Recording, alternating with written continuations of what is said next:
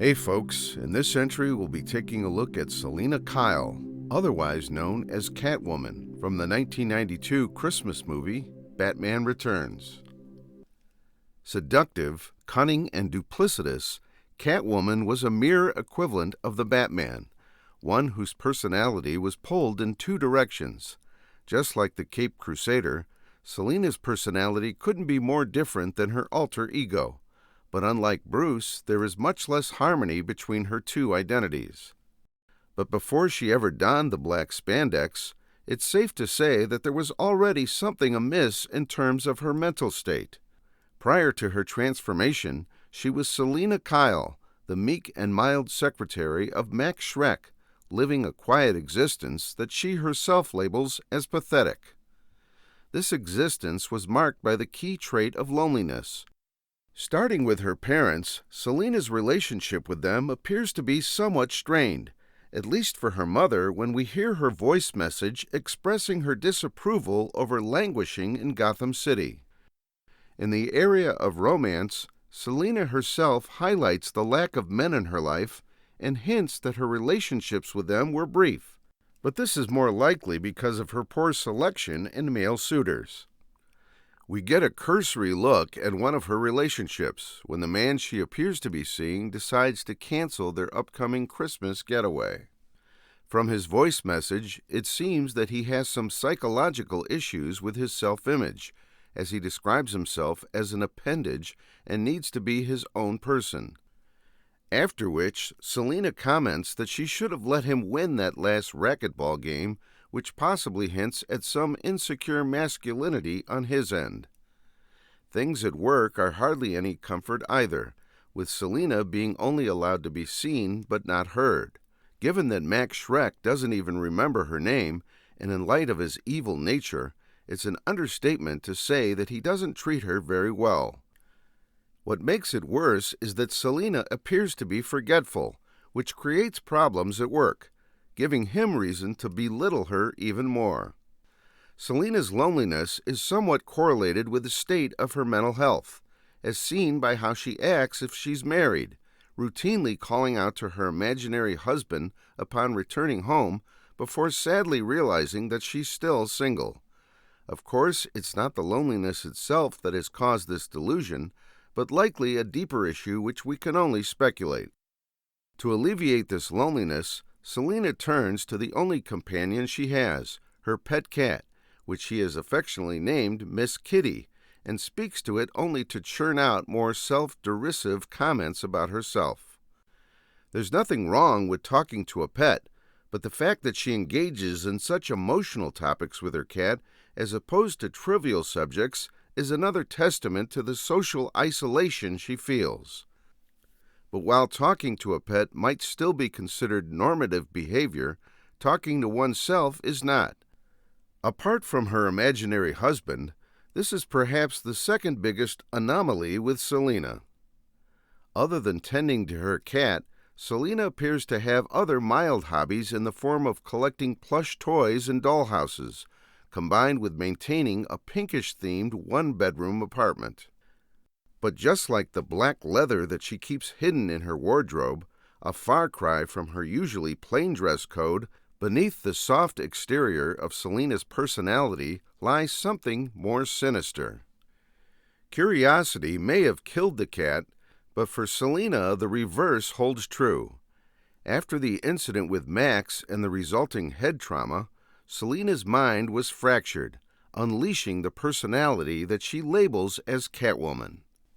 In a sense, this personality is the antithesis of the Selina we've seen, depicted to us through the destruction that she does in her home, spray painting her pink walls black and putting her plush toys through the garbage disposal. As a textual indicator, the neon-lit words on the wall represent a complete rejection of her former way of life. Quite simply, it is hell on earth. The disharmony between Selina's old and new personality makes for much of the inner turmoil that we see for the rest of the film. Her transformation is a stark change, covering everything from her voice to her body language. Where once she was timid and soft-spoken, now she is bolder and more provocative, and speaks in a sultry manner. But despite the dominance of her new personality, there are moments where the former Selina still seeps through, which we see in the scene when she reflects in front of the glass before bumping into Bruce, and also at the end when Batman pleads with her to go home together. The discrepancy in Selina's mind leads to an identity crisis, with both personas being at odds with one another. We get a hint of this in her later encounter with the Batman when she tells him the line, "Help me find the woman behind the cat." Later on at the ball, in what appears to be a state of confusion, she tells Bruce that she doesn't know who she is anymore after he dissuades her from killing Max. It's notable that Selina's first act of mischief was the destruction of a mall store owned by Max. In her apartment earlier, the point where her anger boiled over was hearing a phone advertisement from Max's company on ladies' perfume, rife with the subtle tone of objectification. It's likely that at this point that Selina was contemplating a much more severe form of revenge against her boss, but part of her former personality was holding her back from causing more grievous harm. But what is more insightful is Selina's animosity against the Dark Knight. Of course, the Batman has done nothing to warrant such resentment from her, so this makes it all the more curious. But from what we can surmise, Selina's ill intent against the Batman stems from her disdain of her own past, which in turn has been projected onto the Caped Crusader. This is most notable in the moment after she saves the assaulted woman from a thug, when she admonishes her for being a damsel in distress waiting for someone to save her.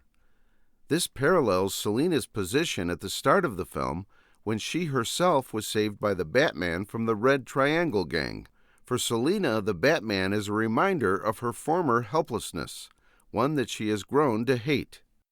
Hence, her goal to destroy the Batman represents a desire for self-validation, to attest to the fact that she's able to stand on her own now. So strong is this desire that she would align herself with the Penguin, although she is visibly appalled by him. Eventually, it was a short-lived alliance that was doomed to fail, given their difference in ideals. While Catwoman may resent the Batman, it's a far stretch to say that she wanted him dead. Her goal was simply more of a reputation smear and turning the public against him. An even greater difference in ideals is seen by the death of the Ice Princess, an act which Catwoman disagrees with, as she was under the impression that Oswald was only going to scare her. Things become more complex when Selina begins a romance with Bruce Wayne, and perhaps they are ideal partners for each other given the common ground of their difficulty with duality.